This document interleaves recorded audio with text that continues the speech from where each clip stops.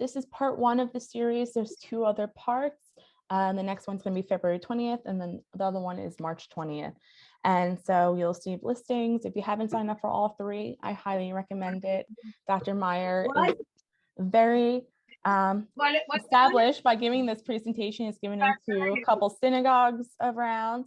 And just 1 second, I just want to take a pause.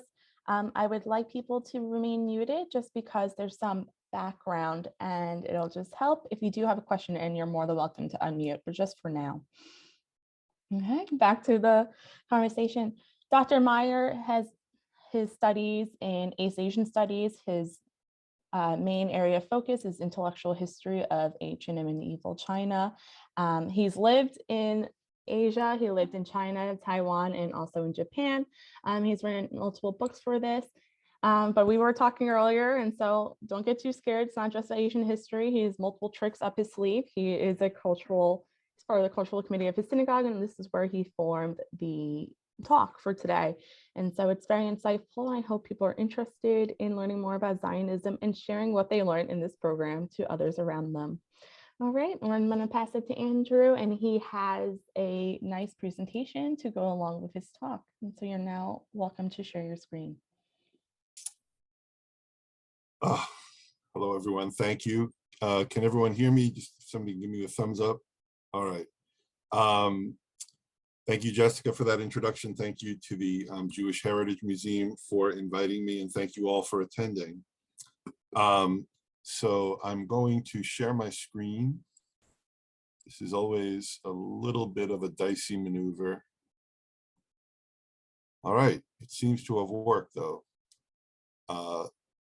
I see Jessica nodding. Everyone can see my my PowerPoint. So my topic today is varieties of Zionism. Today I'll be focusing mainly on one variety of Zionism, labor Zionism. You know, and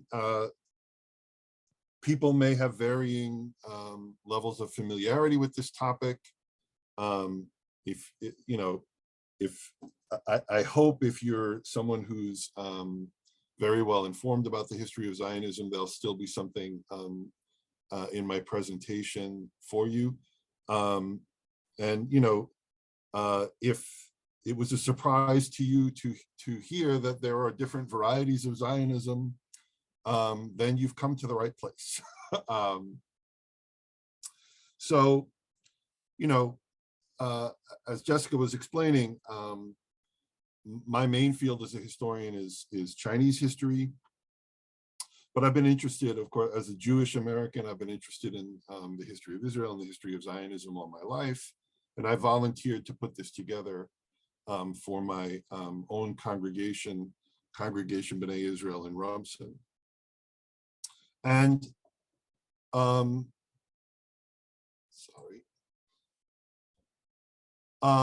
the question that I'm really going to be focusing on from, you know, all 3 of these presentations, it's going to be sort of hovering in the background of all of them, is what is Zionism? And, you know, I put this question up not in the promise that I'm going to answer it for you.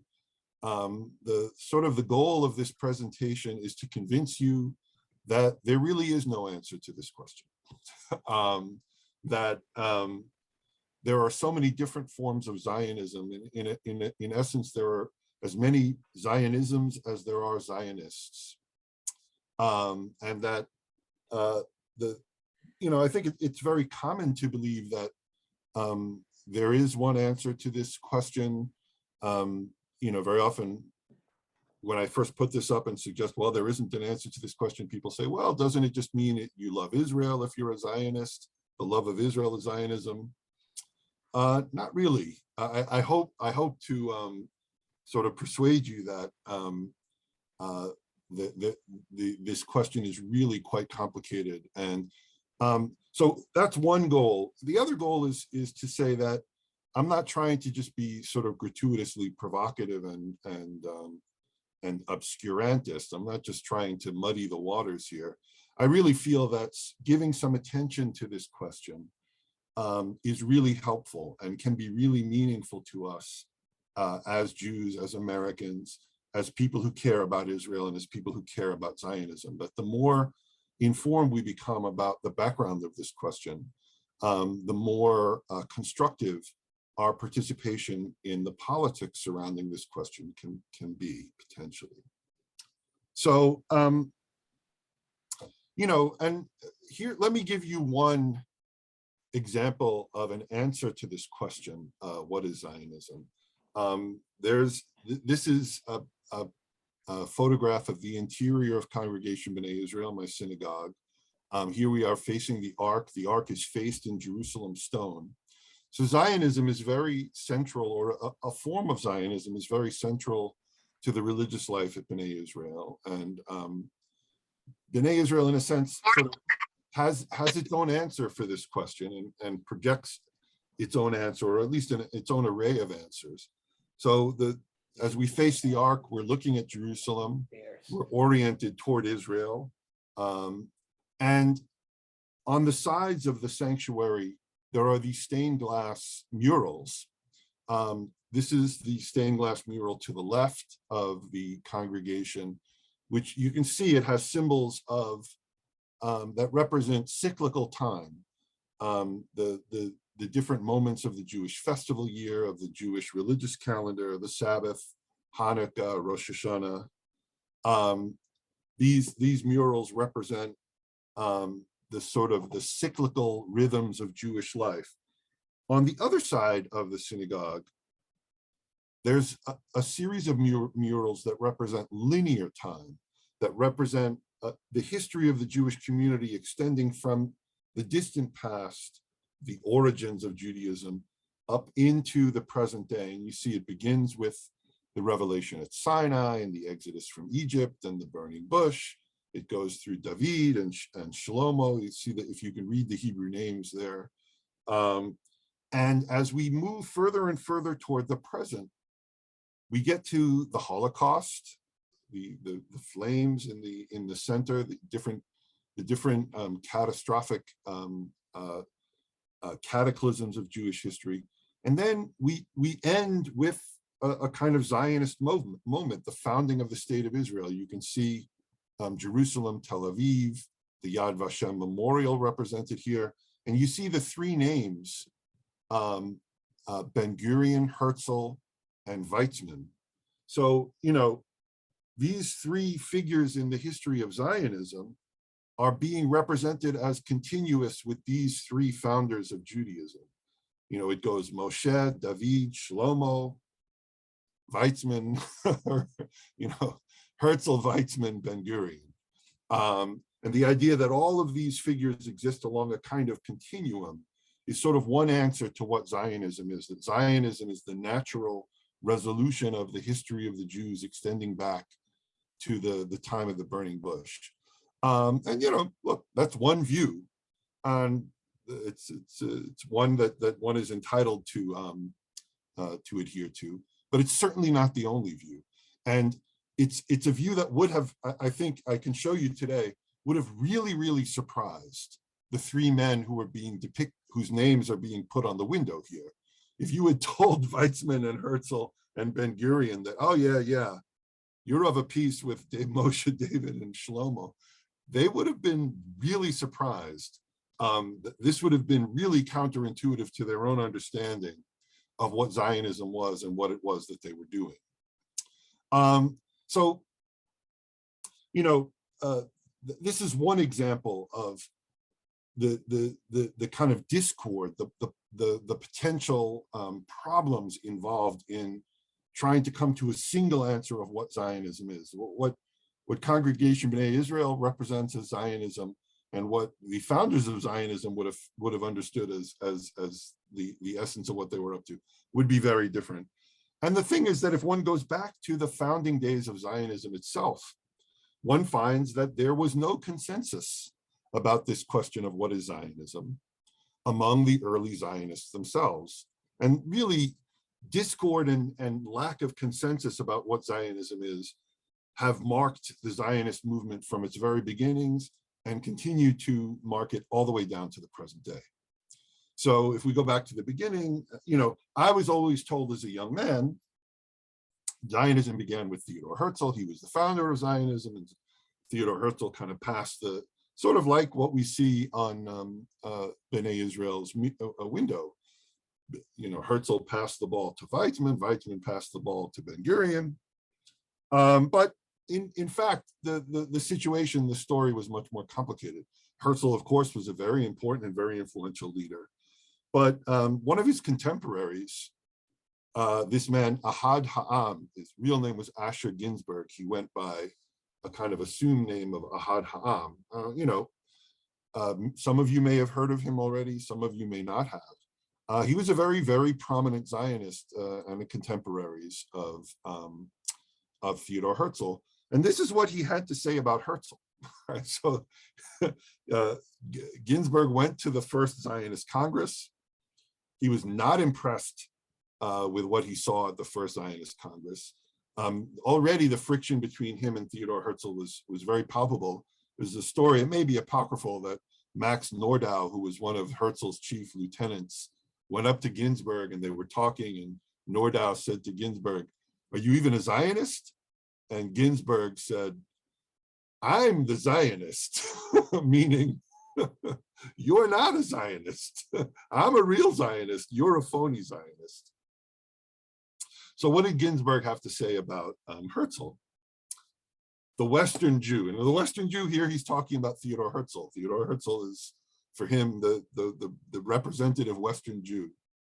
Herzl, of course, you know, is from Vienna. Ahad Ha'am, Ginsburg, was from the Russian Empire. So there's this tension between the people who had joined up with Theodor Herzl and the organization, the National Zionist Organization, or the International Zionist Congress that he had founded in Western Europe, and the organization, the Zionist organization that had started in the East, Hibat Zion, the Lovers of Zion. They eventually merged, but there always sort of remained a tension between those two groups. The Western Jew, having left the ghetto and having sought acceptance by the Gentile majority, is unhappy because his hope of an open-armed welcome has been disappointed. Even now, before the Jewish state is established, the mere idea of it gives him almost complete relief. Its pursuit alone is sufficient to cure him of an inferiority complex. And the loftier and more distant the ideal, the greater its power is to exalt. So Ahad Ha'am really thought of Herzl and all of his confederates as kind of Uncle Toms. They really didn't have solid Zionist bona fides as far as Ahad Ha'am was concerned. And Ahad Ha'am was a very, very influential leader. Supposedly every resident of Tel Aviv attended his funeral when he died in the 1920s. There's a street named after him in Tel Aviv. He's not quite as prominent in the memory of Zionism as Herzl is today. But in certain respects, it's kind of surprising that should be the case. So, I mean, what I'm driving at here is that Zionism was a very fraught, very conflicted movement from the very beginning. And in many ways, this idea that it belonged very naturally in the context of the long sweep of Jewish history, that it's continuous with early leaders like Moses and David and Solomon. That's not really, that doesn't really put it into any kind of natural context. So what is the natural context for Zionism? Where does Zionism come from, and what are the origins of some of these conflicts? And I would argue that the place to really begin thinking about the Zionism, well, I would argue, and here, all right, I didn't realize that this was going to be my next slide, but I would just acknowledge an intellectual debt. Some of the ideas that I'm presenting here I've taken from a book by Dmitry Shumsky. He's a professor of Jewish history at Hebrew University. He wrote this book, Beyond the Nation State, and I'll explain what some of his ideas are and why I find them very helpful in thinking about the history, because he talks about these conflicts within Zionism and this diversity within Zionism, and how understanding the diversity in the early days of Zionism can kind of help us get a handle on where Zionism might be moving into the future. And I think that he might agree with me that the place to begin thinking about Zionism is with this event, the Enlightenment. The Enlightenment is, it's a movement that begins among a small group of European intellectuals in the late 17th, early 18th century, mainly located in Great Britain and France. I'm going to be focusing on the French Enlightenment for a little bit here. But it's really the Enlightenment that sets off these kind of seismic tremors in the cultural fabric of global society that really give rise to the different forms of Zionism that we're going to be looking at. So what are some of these tremors? What does the Enlightenment produce, and what significance did these effects have for the Jews? Well, one effect of the Enlightenment is this movement of liberalism. And by liberalism, I'm not talking about just sort of conventionally being left-wing, the left-right spectrum, the Democrats are liberals and the Republicans are conservatives. In the grand scheme of things, in the classical sort of ideological spectrum, the Republicans and Democrats are both what we would call capital L liberals. Anyone who believes that a political system should guarantee certain liberties for the people that live within it is a capital L liberal. And this ideology really takes root and grows as a result of the Enlightenment. This is a classic liberal document, the Déclaration des droits de l'homme, the declarations of the rights of man. Yeah, another classic liberal document is the Declaration of Independence, right? We hold these truths to be self-evident. Another strong movement that emerges from the Enlightenment is secularism. The idea of, this is a cartoon from the French Revolution of a Catholic monk being forced to pay taxes to the French Republic. This idea that the secular state should be separate from and above the authority of the church, that our civic life shouldn't be attached to any particular religious dogma. And both of these dimensions of the Enlightenment were very profoundly significant for the Jews. They led to this moment in Jewish history known as Haskalah. Haskalah was basically a Hebrew label that Jewish intellectuals gave to the Enlightenment. It's the sort of, Haskalah is like sechel, right? The wisdom, enlightenment. This is a famous painting of one of the great figures of the Jewish Haskalah of the 18th century. He's in the red coat on the left, Moses Mendelssohn. And Mendelssohn was able to interact. Here he has a Gentile philosopher and a Gentile cleric, a priest, coming to visit him in his house. Something which would have been impossible during the Middle Ages because religious law would have forbid it. So, Mendelssohn is the beneficiary of both liberalism and secularism. The liberal reforms, the granting of equal rights to citizens without prejudice, has liberated him to make his home into a place where he can meet with these Gentile friends on neutral ground, and secularism has made it so that none of them are subject to the religious authority of any particular religious group, and can meet as citizens rather than being forced to deal with one another as Jews and Christians. Another effect of the Enlightenment, which is of profound significance to Jews and of profound significance for the history of Zionism, is nationalism. And nationalism is one of the hardest dimensions of the Enlightenment to sort of to wrap your mind around. We take nationalism so much for granted. Here, nationalism isn't just patriotism. It isn't loving your country.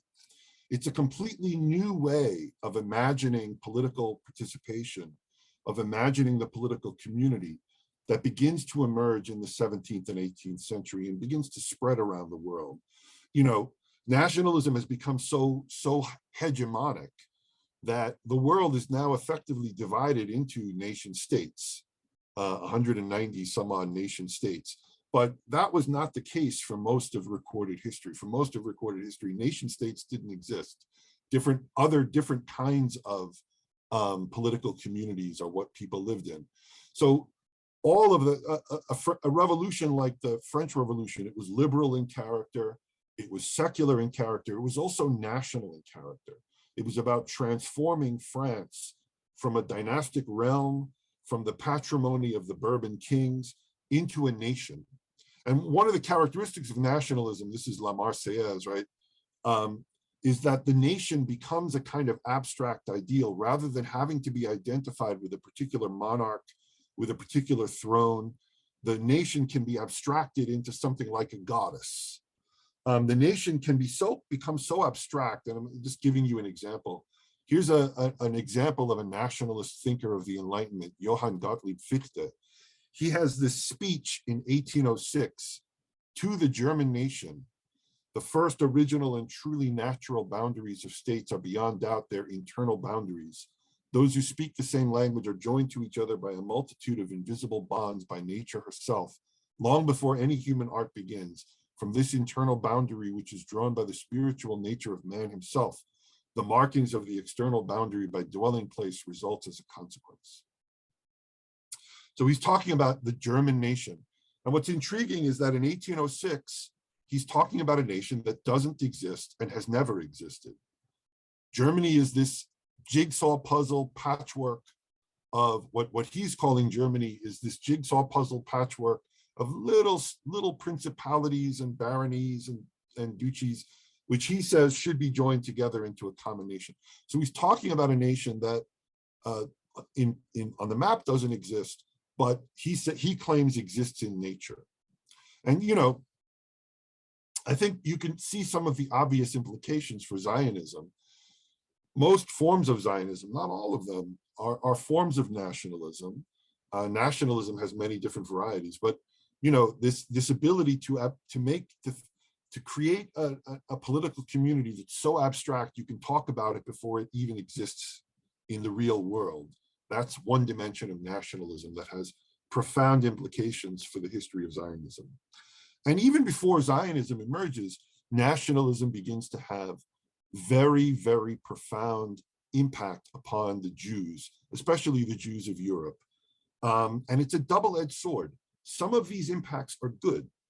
So, well, all right, I'm going to skip over that. Here's one example, the Grand Sanhedrin of 1807. Napoleon Bonaparte, in his urge to sort of embody the spirit of the French nation and to forward the cause of French nationalism, he convenes this Sanhedrin. He issues a series of emancipatory edicts presenting French Jews with citizenship and with religious freedom. And he convenes this Sanhedrin to invite the Jews to declare their loyalty to France and to declare their readiness to step forward and enjoy all of the rights of French citizenship. And you know, this is a way of demonstrating that the nation, the French nation, can do something which the monarchy and the church could never do, which is to, you know, to right this ancient injustice of oppression of the Jews. So here's an instance in which French nationalism cuts to the benefit of the Jews of France and the Jews of Europe. But it could also, and it most frequently did work the other way, in that one of the offshoots or the side effects of nationalism was anti-Semitism. So here's the same France that in which Napoleon called the Sanhedrin. Here's a magazine, a poster in which the Jews, this is the Baron de Rothschild particularly, are being lampooned, caricaturized as monsters who are greedy and who are enemies of the nascent French Republic. Nationalism, one of the problems about nationalism is that nations are defined as much by who's excluded from them as by who's included. So when you talk about the German nation, oh, who are the Germans? They're not French. And the problem is that very often there aren't French people around to serve as a contrast, but there are Jews. There are Jews living maybe as your neighbors, and we can point to them and say, they're not Germans, they're not French. And we can understand our French identity, we can understand our German identity by contrast with these alien Jews who live among us. So anti-Semitism really becomes a pernicious byproduct of the nationalism of the Enlightenment. Here's an American cartoon. This is the US in the hands of Jews. This is from 1896, right around the time of the first Zionist Congress. You see that Uncle Sam has been hung on the cross like Jesus, and the Jews are killing him just like they did to Jesus. The word anti-Semitism itself is invented. It's the credit for inventing it is generally given to this this German writer Wilhelm Marr. So he's writing, very shortly after this imaginary German nation that Fichte was talking about, 1806. Germany doesn't emerge as an actual nation state until 1871. This writing by Wilhelm Marr is 1879. So in the immediate aftermath of the creation of Germany, he says this: the Jews from the very beginning, wherever they appeared in history, were all hated by people, and that without exception. This was not a consequence of their religion. So this is the interesting thing about anti-Semitism in the wake of nationalism. It's not a form of religious bigotry anymore. It's secular. Anti-Semitism becomes secular. It becomes racialized. This was not a consequence of the religion, because the Jews of antiquity, at least from what their prophets tell, knew perfectly well how to join in the idolatry of other people. The universal hostility against Jews had different roots. First is the loathing Jews demonstrate for real work. Second, their codified enmity against all non-Jews. Jews they form a different race. They're an alien race who lives among us. They're a form of racial impurity, and we have to get rid of them in order to purify the racial composition of our own. So this is a really, forms of anti-Judaism that existed back in the Middle Ages. There was an escape from them, right? If you wanted to escape the persecution of somebody like Saint Bernard, who was a famous anti-Jewish polemicist of the church, you could convert to Christianity. Right? Saint Bernard famously said, "All the Jews are the stupidest people in the world, because, when Jesus was born among them, what kind of moron would you have to be? The Son of God appears and you don't recognize him." Right? So the only people who were left as Jews were the stupidest, but you could prove that you were smart by converting to Christianity.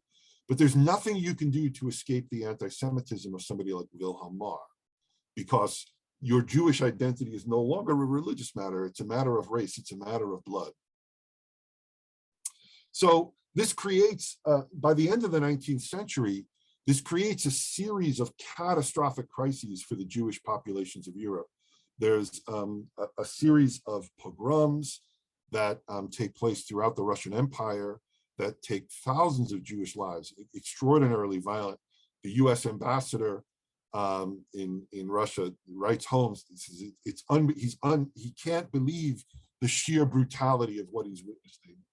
In Western Europe, there wasn't as much violence, but there were at least initially, right? We know that eventually in the 20th century, the violence in Western Europe is going to eclipse what had been going on in Eastern Europe in the 19th century. But in Western Europe, you have anti-Semitic affairs like the Dreyfus Affair. Alfred Dreyfus, a Jewish officer in the French army, was someone who had assimilated to French culture, right? Here, he was someone who sort of answered the call of the Grand Sanhedrin of 1807 and said, all right, I'm going to be a French citizen. I'm going to sublimate my Jewish identity I'm not going to let any of the restrictions of my Jewish identity. I'm not going to keep kosher. I'm not going to keep the Sabbath. I'm going to be a captain in the French army. He gets trumped up. He's accused of treason. He's convicted of a crime that everyone around him knows is was committed by a higher ranking Gentile officer, and he gets unjustly imprisoned. This is really what turns Theodor Herzl into a Zionist. Herzl was a journalist covering the trial of Dreyfus, and he's so aghast at what he witnesses that he goes and he publishes his famous pamphlet, The Jewish State, which is his famous Zionist manifesto. So this is sort of the background. This is the context of early Zionism. And again, just acknowledging an intellectual debt. Unless I say otherwise, all of the translations of primary sources that I'm going to be using through most of these lectures are drawn from Rabbi Arthur Hertzberg's anthology, The Zionist Idea. I think that the singular nature of the title, The Zionist Idea, the idea that there is one Zionist idea. I mean, even Hertzberg, in fairness to him, acknowledges that there are lots of different opinions within the field of Zionism. The publishing company attempted to modernize this, update this anthology. They hired, they commissioned a scholar named Gilbert Troy to do a new version. And Troy, his title is The Zionist Ideas. He pluralized the title, but Hertzberg's anthology is still probably the best. I mean, they're both useful in their own way, but I've relied a great deal on Hertzberg in putting this presentation together. So here's an example of one of the ways in which nationalism is reflected in the thought of early Zionist leaders. Here's Herzl in 1896. I think the Jewish question is no more a social than a religious one. So he's like, look, this isn't about Jewish religion, notwithstanding that it sometimes take these and other forms. It is a national question, which can only be solved by making it a political world question to be discussed and settled by the civilized nations of the world in council. Herzl is an enthusiastic participant in the Enlightenment. He's a liberal. We're going to see he's a secularist. And he's a nationalist. And for him, Zionism is a form of nationalism. Zionism is first and foremost about Jewish national determination. And for him, we're going to see how is Jewish national determination to be achieved through the realization of a Jewish state. And that's where his title comes from. And, of course, he's far from alone in this, but he's also, his position is not one of universal consensus. There are lots of Zionists who don't necessarily believe that it's necessary to have a Jewish state. We're going to encounter some of them today. Here's an example of Herzl's secularism. Shall we end by having a theocracy? No, indeed. Faith unites us. Knowledge gives us freedom. We shall therefore prevent any theocratic tendencies from coming to the fore on the part of our priesthood. We shall keep our priests within the confines of their temples in the same way as we shall keep our professional army within the confines of their barracks.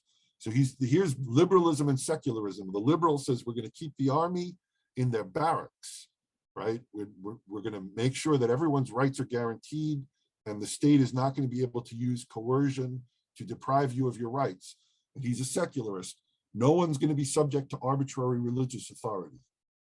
Everyone's going to be free to practice to express the religious conscience of their own choosing. They must not interfere in the administration of the state. Will not have a theocracy.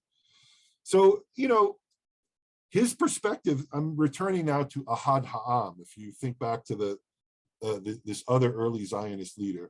So this is a sort of a comment of Ahad Ha'am's that sort of stands in distinction to Herzl's perspective. the Eastern form of the spiritual problem. So here he's given us his take on the Western Jew. Westerners like Theodore Herzl, they're kind of Uncle Toms. They're very focused on non-essential questions. Now he's going to talk about his own view, the Eastern view. The Eastern form of the spiritual problem is absolutely different from the Western. In the West, it is the problem of the Jew. In the East, it is the problem of Judaism. Judaism seeks to return to its historical center, where it will be able to live a life developing in a natural way, to bring its powers into play in every department of human culture, and thus to contribute to the common stock of humanity, a great national culture. So, you know, the way I go, I sort of break it down is one of the classic divisions between Zionists from the very beginning all the way down to the present day. If you take a phrase like the Jewish state, what Ahad Ha'am is saying is that when Herzl talks to you about the Jewish state, he's most concerned with the state. He wants there to be an army. He wants there to be courts. He wants there to be a legal code and a flag.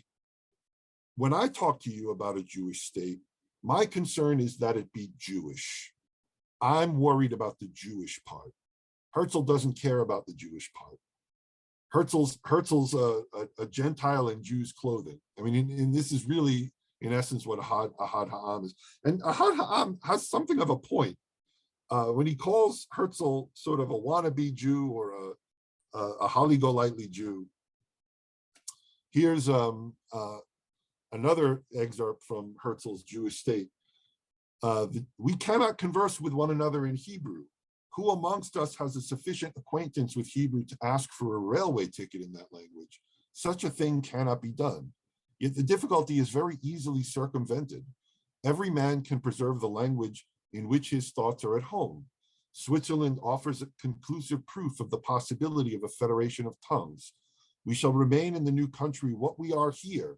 We shall never cease to cherish with sadness the memory of the native land out of which we have been driven. So, you know, Ahad Ha'am is not entirely wrong. Herzl would rather stay in Vienna. And when he goes to wherever this Jewish state is going to be, and Herzl, I didn't include, Herzl is ready to put the Jewish state anywhere. You know, he would prefer Palestine, but, you know, he contemplates putting it in Argentina. He's open, at the very end of his life, he was pushing a plan to put the Jewish state in Uganda. There was an offer from the British government, maybe Jews would be allowed to settle in Uganda. Herzl really doesn't care where the Jewish state goes. And it's being Jewish is really kind of incidental to him. He would like to recreate the pleasures of Vienna wherever he puts this Jewish state. For him, the state is important. And the role of the state is to protect Jews from anti-Semitism. That the need for a Jewish state is not created by some spiritual need of the Jews or to express some aspect of Jewish identity. It's because Jews are vulnerable to anti-Semitism. And the only way that they're going to escape that vulnerability is by having a state in which they themselves are the majority. So, you know,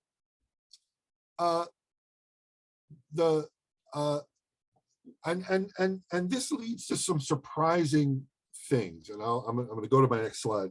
If one thinks about Ahad Ha'am, you know, in many ways, his idea of Zionism is much closer to our current image of the Israel that we know today. You know, and this is sort of Dmitry Shumsky, that professor who wrote Beyond the Nation State. He says, look, you know, when we tend to write the history of Zionism, we tend to sort of focus on people whose ideas correspond to what happened with the founding of the State of Israel in 1948. And anybody who doesn't fit into that teleology, whose ideas weren't leading in a straight line to the Israel that we have today, we write them out of the picture. And for that reason, Ahad Ha'am, he gets written out. And, you know, what's weird about this is that Ahad Ha'am in many ways, his idea of Zionism is much closer to the current state of Israel than Herzl's. Herzl was ready to put Zion in Uganda. Ahad Ha'am insists that it has to be in Israel, has to be in Palestine. Herzl's ready to have the language of Israel be German. Ahad Ha'am insists that it must be Hebrew. But, here Ahad Ha'am, this historic right of the Jews, does not cancel out the rights of the rest of the land's residents who press their claims by virtue of working and residing in the land for generations. This land is presently their national home as well. Here he's talking about the Arabs. He's talking about non-Jewish Arabs. All residents of the area must work together, and the overall leadership must be agreed upon for the benefit of all. So one thing that Ahad Ha'am disagrees with Herzl about is he's not really all that concerned that Jews have to be in the majority in this Jewish homeland that he's talking about, and he's not really concerned that it be a Jewish state. He's concerned about Jews. For in many ways, what you can say about Ahad Ha'am is that he's less concerned about the state. He's more concerned about the Jew. He's more concerned about what is the cultural and spiritual state of Jews in the current day than the institutional structures within which Jews live.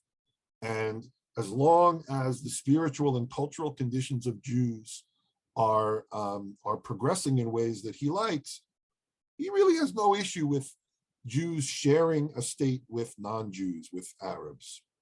To him, the institutional structure, the power, the power arrangements, the power sharing arrangements within that state are incidental. So there's a lot of discord, there's a lot of disagreement among early Zionists about what the goals and purposes of Zionism should be. And I know I've eaten through a lot of time. Oh man. Okay, it took me a full 42 minutes to get to this point. That's bad, because I haven't really even begun talking about labor Zionism, but I'll try to fit my discussion of labor Zionism into a brief time. And labor Zionism emerges in this early ferment. It's yet another. I mean, the labor Zionists, they don't agree with Ahad Ha'am necessarily. They don't agree with Theodor Herzl. And they're socialists. I'm gonna start moving rapidly through. I'm gonna skip many of my slides. They're responding to the conditions of the Industrial Revolution. They're Marxists, basically, most of them. Not all of them are Marxist, but they are upset about the injustices of the Industrial Revolution. They're upset about the conditions of the urban poor and the working conditions of industrial workers. Many of them are followers of Karl Marx, which is odd. This is a weird shotgun wedding. Zionism and Marxism is a kind of weird shotgun wedding, because Marx is from a sort of deracinated Jewish background. His family had been Jews, but he has very poor things to say about the Jews, right? He believes that Judaism and Jewish identity is basically bound for the scrap heap of history. But the labor Zionists, the early labor Zionists, people like Ber-Barakhov, they take Marx's ideas and they adapt them to this question of what to do about the Jewish problem. And by the Jewish problem, of course, they mean the crisis that's being generated by these waves of anti-Semitism that are sweeping really principally Europe. So here's Ber-Barakhov, and you can see the degree to which he is a Marxist here.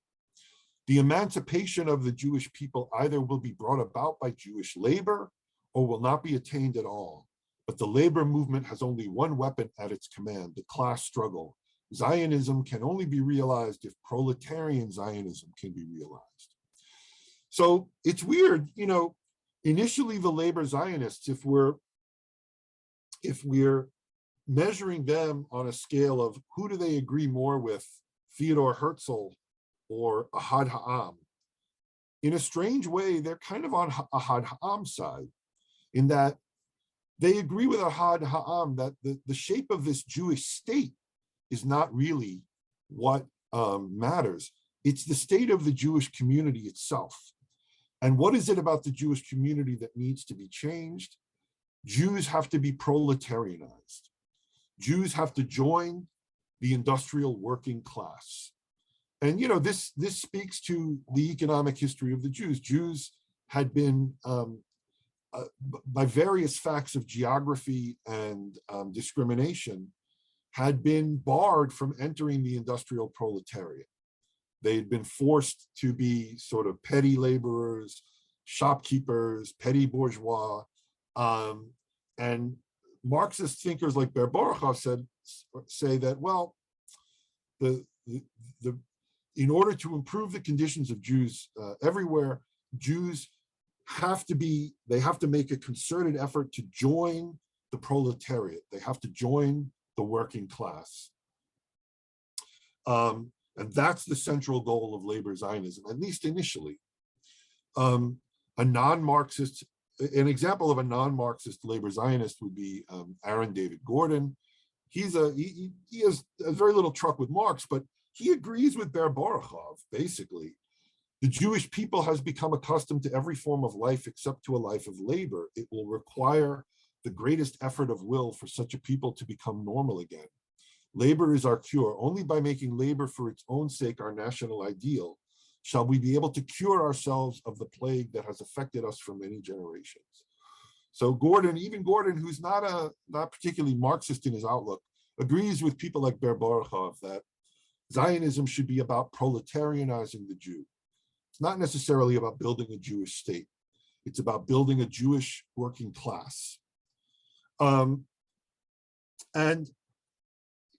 what's weird is that, what's strange from a historical perspective is that it's really labor Zionists. It's a movement that grows out of labor Zionism that is most instrumental, most sort of forceful and dynamic and impactful in the founding of Israel. That labor Zionists, in effect, take over the Zionist project in Palestine and are the ones, it's really labor Zionists who are at the helm of the Zionist movement in Palestine up to and then beyond the independence of Israel in 1948. It's really labor Zionists who are at the helm when Israel is founded in 1948, and labor Zionists control the state of Israel from 1948 really until 1977 is the earliest year that labor Zionists are no longer in control. And so labor Zionism eventually does come around to a kind of Herzlian vision. They do come around to this idea of building a robust state that has a Jewish majority, that has its own army, that has its own courts, and sort of at least provisionally moving away from a exclusive or primary focus on creating a Jewish working class. How does that happen? Well, here's some of the early posters for labor Zionist organizations in Palestine. Paolei Zion is the labor Zion. Hapoel Hatzair was another labor Zionist organization that was very active in the early decades of the 20th century in Ottoman Palestine, and then later in British Mandatory Palestine. The labor Zionist movement is really the principal force behind the kibbutz movement. The vast majority of kibbutzim that were founded beginning, this is the first kibbutz that we know about was founded in the first decade of the 20th century. And the vast majority, there were some kibbutzim that were founded by non-labor Zionist groups, but most of the kibbutzim were founded by the labor Zionists. And we can kind of see sort of the evolution of the labor Zionist movement through the the career of David Ben-Gurion. Ben-Gurion, of course, should be familiar to everyone. He was the first prime minister of Israel. Until recently, he was the longest serving prime minister of Israel, a very dynamic figure. In effect, David Ben-Gurion is to Israel what George Washington is to the United States. And David Ben-Gurion is really, his career as a Zionist, his identity as a Zionist is wholly and completely rooted in the labor Zionist movement. And you remember, he was one of the three names that was on the stained glass window in B'nai Israel. So again, acknowledging intellectual debts, a lot of what I'm saying is drawn from Anita Shapira's biography of David Ben-Gurion. Also, I used her Israel, a History, sort of a general history. So here's an example of David Ben-Gurion's rootedness in the labor Zionist movement. The working class is unique in its objective adaptation to the historic needs of the nation. The way to realize the unity of the nation is through a class war. This is the words of a Marxist. He really was. He was a disciple of Ber Borochov. He was very orthodox Marxist in his outlook for really almost his entire life. He continued to talk the language of class war.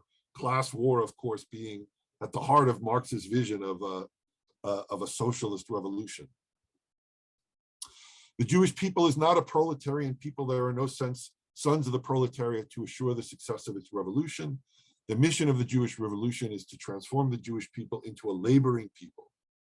Again, the idea that what is Zionism about? It's not necessarily about the creation of a state. It's about the proletarianizing of the Jew. This is from Shumsky's book. Early in his life, in 1914, Ben-Gurion was talking about, well, if our goal is to proletarianize the Jew, we don't really need our own state. We can be part of the Ottoman Empire. He was ready to be. He was an enthusiastic Ottoman subject, and he was ready to see the Zionist revolution happen under the auspices of the Ottoman crown. And he comes around. What is it that ultimately converts him to a more Herzlian view? What makes him feel that no, we not only have to have a class war, we not only have to create a Jewish laboring class, we have to create a Jewish state. And a lot of this, now Lenin is not really the one who converts him to this. Ben-Gurion, I think, what ultimately brings Ben-Gurion over to the idea that the Jews do need a state, they need a militarized state, that class war will not be enough, is these different outbreaks of Arab-Jewish violence that take place within the Palestinian community. That there's a security need, that Jews need to defend themselves. But he takes a great deal of inspiration from Lenin. The irony of putting Ben-Gurion on a synagogue stained glass window is that in many ways he was a Leninist. Here's a couple of quotes from Lenin that sort of exemplify areas of overlap between his and Ben-Gurion's perspective. A party is the vanguard of a class. Its duty is to lead the masses, not merely to reflect the average political level of the masses. This idea that the party is the vanguard of the revolution. The passing of state power from one class to another is the principle, the basic sign of a revolution, both in strictly scientific and practical political meaning of that term. For Lenin, the revolution was going to be militarized, it was going to be violent, and it was going to be led by a disciplined party. So here's Ben-Gurion. You can see him in the very center of this. I'll use my cursor. I don't know if you can see my cursor. There's Ben-Gurion. He's on a delegation that went to the Soviet Union in the 1920s. Here he is in his diary praising Lenin. Lenin possesses the genius of looking at life face to face, this master of stratagems who deviates neither from left nor right from the road leading to objectives of the great revolution, the fundamental revolution that uproots the existing reality. How similar is the economic problem of rejuvenated Russia to our issues in Palestine? Clearly, there is one small difference. Russia has a state and a government and a Red Army and unlimited natural resources, whereas we are armed only with an ideal and goodwill. So here you can see Ben-Gurion's thought beginning to change away from a sort of primary focus on class warfare, a willingness to be, for the Jews to be the subjects of whoever's in control of Palestine, saying, no, we need our own army, we need our own government. Lenin is providing him with the sort of the inspiration to sort of embrace Herzl's vision. So Ben-Gurion, he was an organizer and a thinker. He was an ambivalent figure in the sense that he alienated a lot of people. He was not universally beloved among even the people that followed him, but he was an organizer, a politician of amazing energy. He was there at the founding of some of the most seminal labor Zionist institutions that gave rise to the modern state of Israel. So one institution that he helped found was called the Hechalutz. The Hechalutz was the umbrella organization that the labor Zionists created for the fostering of kibbutzim, of agricultural settlements throughout Palestine. It was an international organization. The Hechalutz had offices all over the world. They would recruit people to emigrate to Israel. They would give them training in agricultural techniques. Ben-Gurion was an early founder of the Hechalutz. Here's a picture of an early labor Zionist kibbutz, and this is the sort of a vision of the kind of communal life that the Hechalutz was cultivating throughout Palestine. The Histadrut, another seminal institution. This was a labor union, unlike any labor union here in the United States. At one point, something like 80% of wage earners within Palestine were members of the Histadrut. The Histadrut itself owned farms and factories and retail outlets and banks. It was at one point the largest employer in Palestine and in early Israel. Even today, the Histadrut is a much less powerful organization than it was, but 20% of wage earners in Israel today belong to the Histadrut. Here's Ben-Gurion at the founding of the Histadrut headquarters in Jerusalem. This is the office of the Histadrut in Tel Aviv. Histadrut remains a very powerful organization. Only about 10% of wage earners in the US belong to any union. And of all wage earners in Israel, even today, 20% belong to this one union, the Histadrut. That's an example of just how powerful the labor movement was and remains really in the political life of the Zionist movement. Another organization that Ben-Gurion was, seminal and in the founding of the Haganah. The Haganah, and here this goes back to, if you think of Lenin's quotes, we need an army. Lenin has provided the communists in Russia with a Red Army.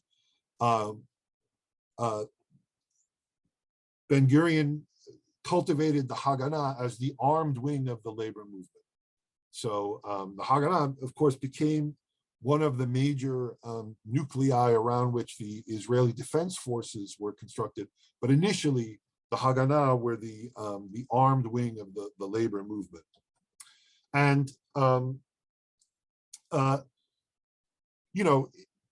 in sort of emulation of Lenin, the Ben-Gurion was able to negotiate the consolidation of lots of different labor parties into this large united party, the Mifleget Paolei Eretz Yisrael, otherwise known by its acronym of MAPAI, which eventually sort of became the forerunner of the Labor Party.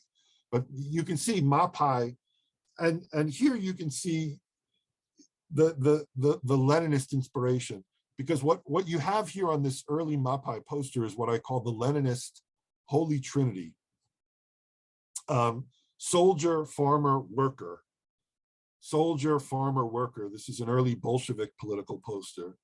Soldier, farmer, worker. This is a Chinese communist poster. So you can see the sort of Leninist inspiration of Ben-Gurion's movement. There are two non-Leninist elements here. One is this Aleph, which is an electoral symbol. This was the symbol for voting for different parties. So one thing that Ben-Gurion, compromised his Leninist principles on was that he was always ready. He was willing to participate in the democratic process, right? He believed in, or he at least acceded to the necessity of putting power up to the voters. The other non-Leninist element here is that what the worker is doing, he's pulling a ship to shore. So there's a nod here to the need to bring Jews to Palestine. He's pulling a ship that's bringing Jewish emigres to Palestine to help create this Jewish majority state. So, I'm gonna run to the very end. Here's Ben-Gurion at the declaration of the independence of the state of Israel in 1948. Notice he's standing beneath a portrait of Herzl. So he's appropriated Herzl as the symbol of this new labor Zionist state movement. But, the thing to keep in mind about Ben-Gurion and the labor movement in general is that there's this deep pragmatism at the heart of Ben-Gurion's political activism and at the heart of labor Zionism. So here's an interview that he gave in 1967, right before the Six-Day War. He's being interviewed by Gyula Cohen, and Gyula Cohen was a revisionist Zionist. We're going to talk about revisionist Zionism next time. So she was one of Ben-Gurion's political opponents. She had been a member of the Lehi, who were an alternative military group who fought for the revisionist Zionists rather than for the labor Zionists. And she became a journalist, and I don't know how she wangled this interview with Ben-Gurion, but here she asks him a very hostile question. Mr. Ben-Gurion, what will you tell your grandson today when he asks, Grandpa, what are the borders of my homeland? Ben-Gurion, well, I will answer him, the borders of your home are the borders of the state of Israel as they are now. That is all. There are no absolute borders. Had the Arabs accepted the UN resolution of 1947, our borders would have been reduced. Historical borders is a concept for the coming of the Messiah. Cohen, would you encourage an Israeli child to write a song of longing for a greater Jerusalem? Ben-Gurion, if he wants to write it, he should write it. I wouldn't write one. So this whole idea that all of this ecstasy over unifying Jerusalem and making the Wailing Wall part of Israel, none of that was ever on Ben-Gurion's radar. For Ben-Gurion, what was significant about the Jewish state, the state part of the Jewish state, was not that it be Jewish, but that it be powerful, that it be there ready to protect Jews from anti-Semitism. And for Ben-Gurion, that could be done as well in Tel Aviv as in Jerusalem. And if Jerusalem and all of the holy sites in Jerusalem had never become part of this Jewish state, Ben-Gurion would not have lost any sleep over that. That's sort of at the heart of labor Zionism. And of course, we're going to see, Ben-Gurion's position is not universal among Zionists. We're going to see other Zionists who feel very differently. But that labor Zionism and that practical approach to Zionism was what was controlling the politics, at least, of the Zionist movement at the time that Israel was created and drove the development of Israel really through 1977. So I'm going to stop there. I managed to come in just over an hour. Thank you. I'm going to stop my screen share. I'm happy to hang around until 3:30 or so if people would like to have a discussion. I'm going to throw it back to Jessica to moderate. Yes. So I want to know if anyone has any questions, feel free to unmute yourself and you can ask. Let's see, or raise your hand so I can see. Eleanor? Yeah, very, very basic. The word Zion, in out west in the United States is a park, the national park called the Zion National Park. What does the word Zion mean, and how did it come to be attached to the Jewish hope? What does the word Zion mean? Yeah. Well, Zion is a geographic label. I mean, it refers to Palestine, right? So, you know, and it was one way of referring to the ancient Israeli kingdom. You could call it Zion, right? So the you know, Zionism was about the general idea of Zionism was, you know, the reconstitution of a formal Jewish community of some kind. I don't know if that answers your question. I thought it had something to do with heaven or paradise or No, you know, no, or it's a general- Well, you geographic are name. right. Based on Zion National Park, it's a Mormon pioneer who took it as a place where people can worship. People were refugees, and so, like he's saying, Zion, like Palestine, it's a holy worship land. Yeah. So they took Well, that Utah name. was Zion. In other words, the Zion is the promised land in the Jewish Bible. Right. So the reason that for the Mormons, Zion National Park is because Joseph Smith told his followers, Zion, for us, Zion is in Utah. We've got to leave New York State. Come west with me. Okay. The promised land is out west. Yeah. Okay. Thank you. Thank you, Eleanor. Anyone else? Larry? Yes. Obviously, the Jews were in a diaspora for a couple of thousand years, spread over what modern day Middle East, North Africa. And if you look at Europe, you take the split as you're talking about with the Russian Empire in 19th century and Habsburg Empire going back all those centuries, and then the western part of Europe. I wanted to ask you in terms of what Herzl did in putting together that first Zionist Congress and setting up a pattern of putting Jews together in an assembly, whether they agreed or not, just to begin to debate and to begin to see some forms of identity that might lead them to create a Jewish state of some nature. How crucial was Herzl in that endeavor, in that first Jewish Congress? Well, the Congress itself was really Herzl's doing.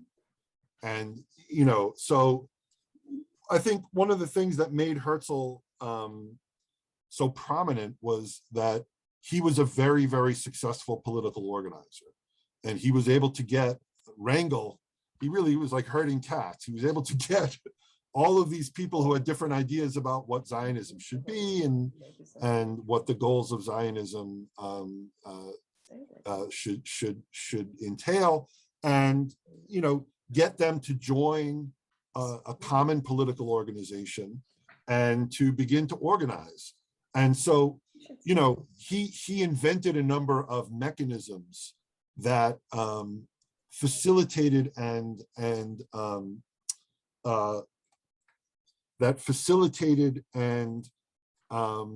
more than facilitated, inspired participation among Jews in the Zionist project. So, for example, he had this idea that, okay, who gets to vote on the delegates to the Zionist Congress? And he invented this thing called the shekel.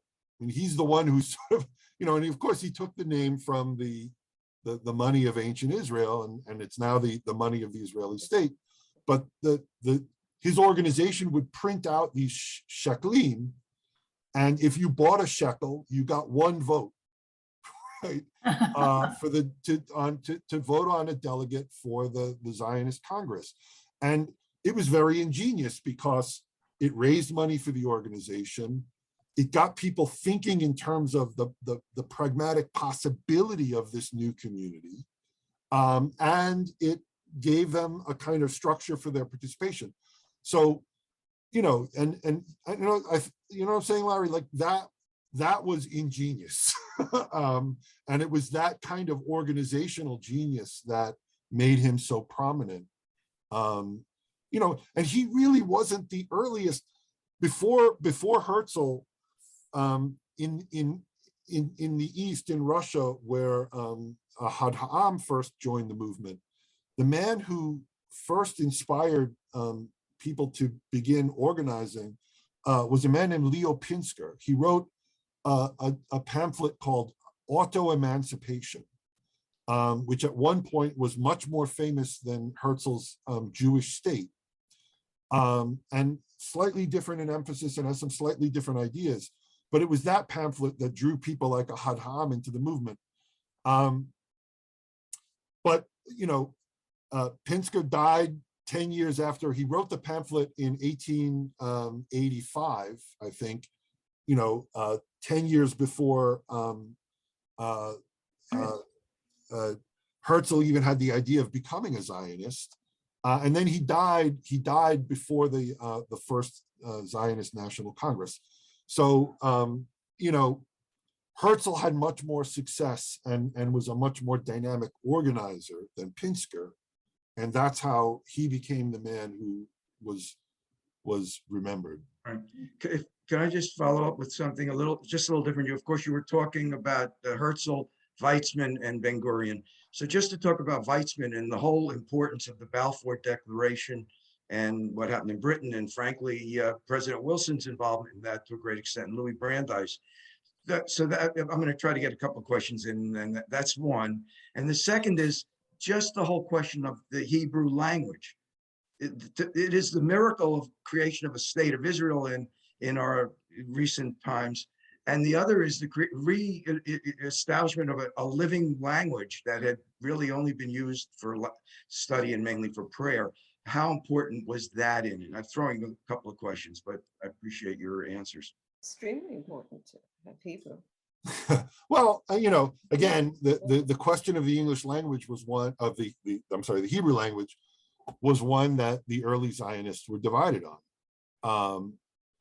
Herzl didn't think it was, you know, Herzl found the whole idea of using Hebrew ridiculous. He's like, oh, you know, it's a dead language. We're not. Why would we drag this up again? But people like Ahad Ha'am were big proponents of Hebrew. The man we're going to talk about next time, Vladimir Jabotinsky, was an enormous proponent of Hebrew. In general, you know, there was this kind of East-West divide. The Jews in Western Europe, people like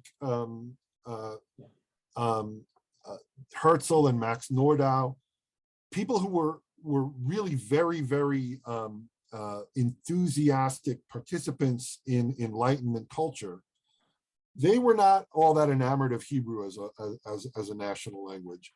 The Eastern Jews, the Jews from the Russian Empire and from Eastern Europe, like Pinsker and Ahad Ha'am and eventually Ben-Gurion, they and Weizmann, they were much more enthusiastic about Hebrew, and they carried the day, you know, for various reasons. And yeah, it was important. And you're right, it was, you know, there are a lot of books about this, that the revival of the Hebrew language as a spoken living language of a modern nation state. It's an incredible story, and obviously was very instrumental to the success of the founding of the Israeli state. You know, Weizmann, you know, why are those three names on that window? Ben-Gurion, Herzl. Herzl was an ingenious organizer. Ben-Gurion was an ingenious strategist and a tactician of amazing energy. Weizmann was an incredible diplomat, right? And you know, his diplomatic efforts, you know, the Balfour Declaration was one of the things that he was most, you know, one of the achievements that was most instrumental. But that was one of dozens of acts of diplomatic sort of success that he contributed to the Zionist project. And that's why, you know, that's ultimately why he was asked to be president of Israel, and why he's remembered as such a key founding figure. Thank you.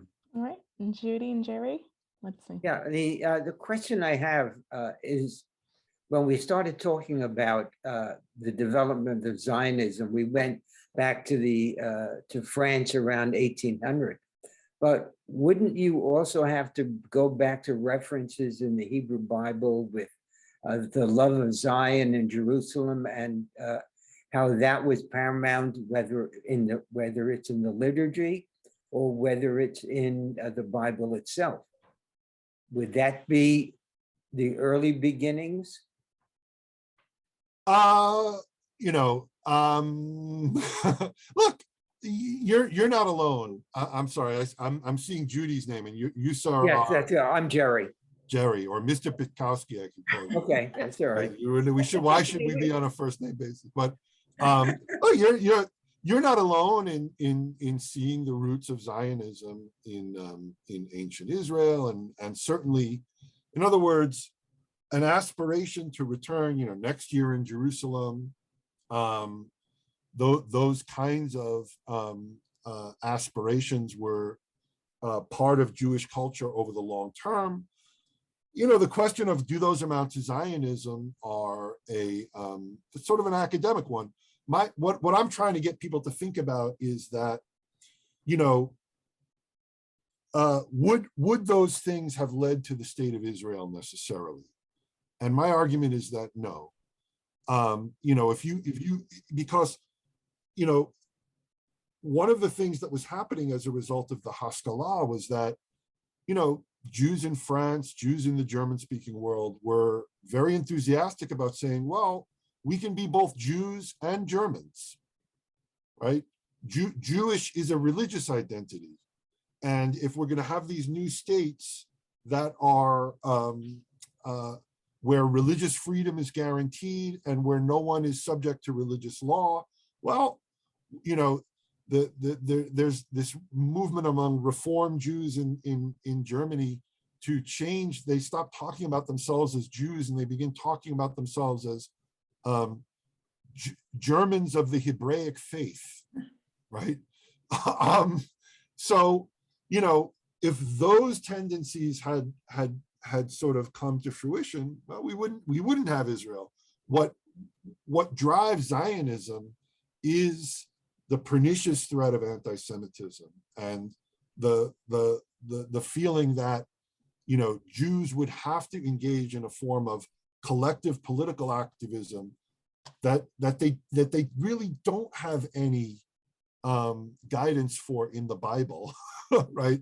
That has little to do with biblical commandments, you know, but that would be necessary to a form of national self-determination.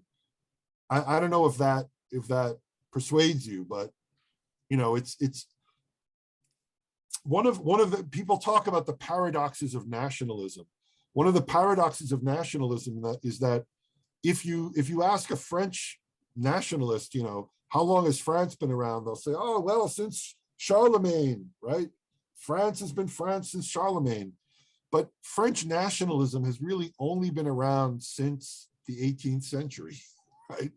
It really begins with things like the Marseillaise and Napoleon.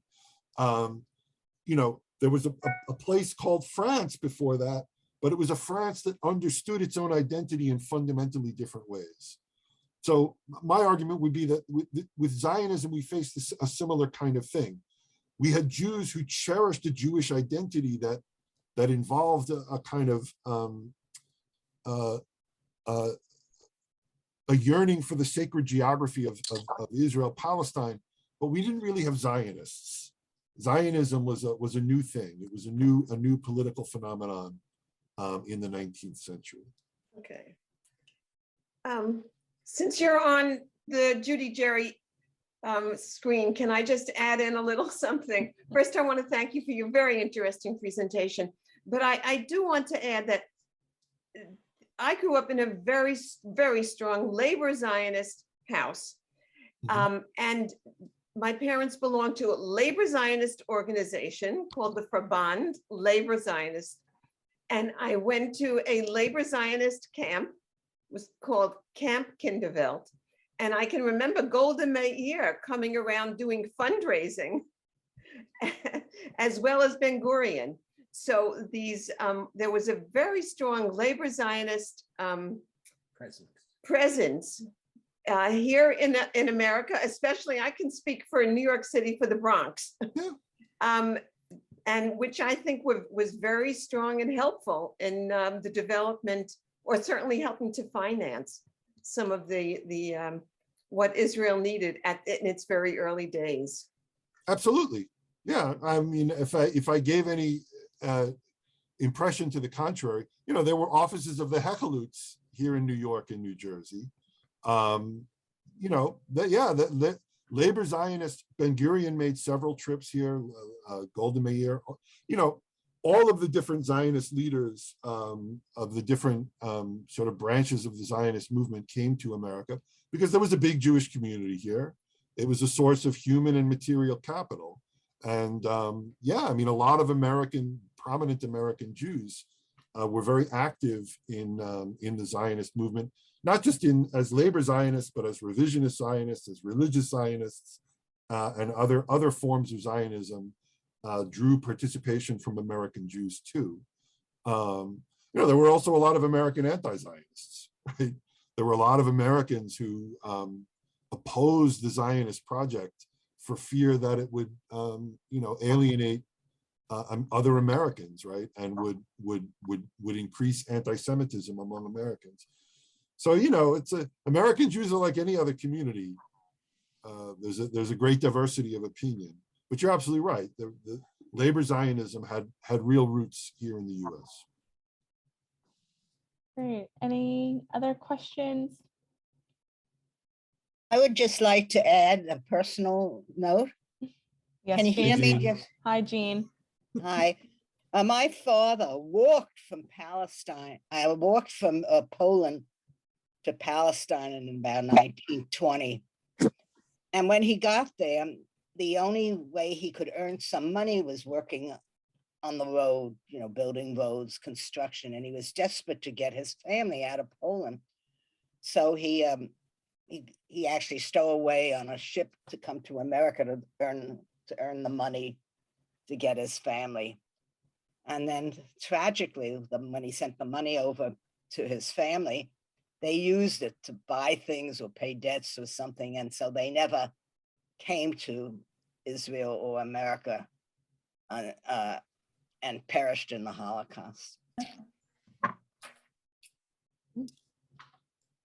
I'm sorry to hear that, and I on a personal note, I should say that I in my thank yous at the beginning of my talk, I neglected to thank Jean. She's really the one responsible for inviting me.